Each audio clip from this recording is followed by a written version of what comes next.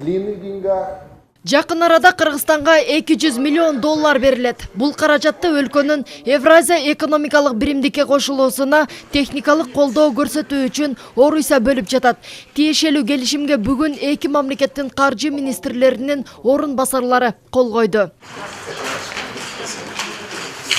Бул каражат Евразия экономикалык биримдиктин талаптарына ылайык чек арадагы лабораторияларды оңдоп түзөөгө жана фитосанитардык абалды сактоо үчүн бажы кызматына керектүү жабдыктарды сатып алууга жумшалат.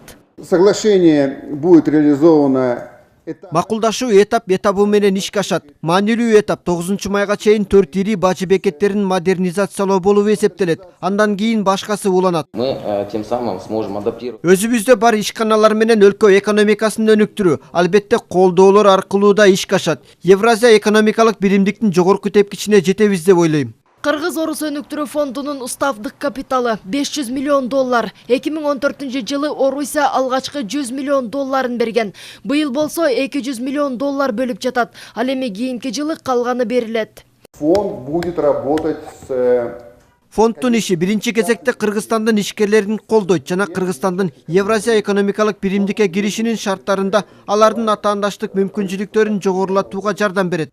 Эки тараптуу фонддун максаты эки мамлекет ортосундагы экономикалык кызматташууга, кыргыз экономикасын модернизациялоого жана өнүктүрүүгө көмөктөшүү. Бул жолку жыйында негизинен фонд ишмердүүлүгүнүн эрежелери талкууланды. Кийинки отурум майда болмокчу. Мээрим Бакир кызы, Азамат Кыдыр Токтоев, Коомдук биринчи канал.